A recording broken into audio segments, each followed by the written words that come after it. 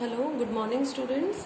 Welcome to our YouTube channel. ये आपकी EVS की बुक है जिसके 4 चैप्टर्स हमने पहले ही कंप्लीट कर लिए थे। तो चलिए आज हम 5th चैप्टर स्टार्ट करते हैं। एयर, वाटर एंड वेदर, यानी हवा, पानी और वातावरण यानी कि मौसम। ठीक है, तो इसमें हम पढ़ेंगे रोल, सन का क्या रोल है वेदर को चेंज करने में। उसके अलावा लैंड ब्रीज और सी ब्रीज का जो फॉर्मेशन होता है वो पढ़ेंगे। फिर हम पढ़ेंगे इवेपोरेशन, कंडेंसेशन और प्रेसिपिटेशन पढ़ेंगे इसमें। और फिर पढ़ेंगे हम कि हवा कैसे इम्प्योर हो जाती है और पोल्यूट हो जाती है। हवा नहीं, सॉरी, पानी। ठीक है, तो चलिए स्टार्ट करते हैं।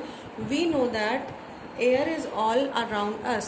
Around the earth is a thick layer of air. We cannot see, but we can feel its presence when it blows. Moving air is called wind. Gently moving wind is called breeze, while fast moving wind is called storm. We already learned that air is a mixture of gases. It has two main gases, oxygen and nitrogen. Out of these, nitrogen forms its largest part and oxygen forms the second largest part.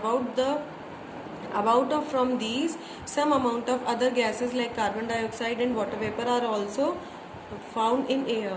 Smoke, dust and germs are the other components of air.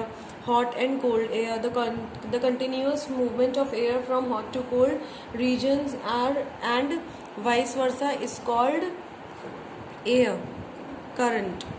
To learn about air current, we need to know how hot and cold air move. Activity: light a candle bright, bring your hands close to the sides of the flame first, then above it. You will find that the air by the sides of the flame is not as hot the air above it. Proves that hot air rises up. In coastal areas, these air currents are responsible for causing sea and land breeze. At night, the land cools down faster than the sea. So the air above the sea, the sea is hotter than that over the land. तो यहाँ पे बात हो रही है हवा, पानी और इसकी मौसम की। तो जैसे हम जानते हैं कि हवा चारों तरफ है। हवा, ये जो अर्थ है, जो पृथ्वी है, पृथ्वी के चारों तरफ हवा की एक लेयर है। हम इसको देख नहीं सकते लेकिन इसकी प्रेजेंस को फील कर सकते हैं जब ये चलती है। चलती हुई हवा क्या होती है? विंड होती है, जो बिल्कुल स्लोली चलती है, बिल्कुल बहुत अच्छे से चलती है, वो ब्रीज होती है। और बहुत तेज जो चलती है वो स्टॉर्म होता है, तूफान, आंधी तूफान जिसको कहते हैं हम। तो हमने पढ़ा है कि एयर क्या है? गैसेस का मिक्सचर है। ये दो गैसेस से मिलके बनी है, ऑक्सीजन और नाइट्रोजन, जिसमें नाइट्रोजन तो क्या लार्जेस्ट पार्ट है और ऑक्सीजन क्या है? सेकंड लार्जेस्ट पार्ट है। अब इसके अंदर क्या है कि जैसे अदर गैसेस भी होती है, जैसे कि कार्बन डाइऑक्साइड हो गई, वाटर वेपर हो गए, वो भी हवा में मिलते हैं। स्मोक, डस्ट और जर्म्स भी हवा में मिलते हैं, है ना। तो यहाँ पे हॉटर एंड कोल्ड एयर की बात हो रही है। तो कंटिन्यूस जो मूवमेंट होता है एयर का गर्मी से ठंडी की तरफ, और जो वाइस वर्सा होता है यानी कि ठंड से गर्मी की तरफ, उसे हम क्या कहते हैं? एयर करंट कहते हैं। इसके लिए हम ये एक्टिविटी देख सकते हैं यहाँ पर।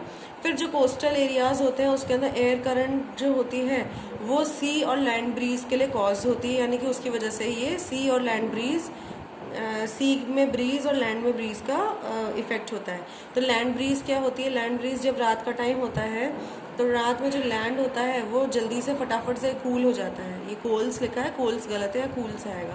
कूल्स डाउन द सी। तो क्यों ठंडा हो जाता है वो? क्योंकि लैंड क्यों ठंडा हो जाता है सी से ज़्यादा? क्योंकि जो एयर होती है ना वो सी के ऊपर जो होती है वो ज़्यादा गर्म होती है लैंड के ऊपर से, यानी कि लैंड पे तो कम गर्म होती है एयर, और जो सी होता है उसके ऊपर गर्म रहती है। इस वजह से लैंड जल्दी ठंडा हो जाता है।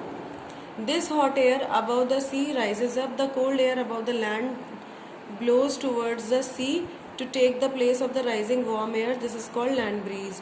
Sea breeze: during the day the land heats up faster. Sea water is still cool. Air above the land gets heated and rises. Cool air from above the seas blows towards the land. This is called sea breeze. How does breeze blow? The sun heats up both land and water.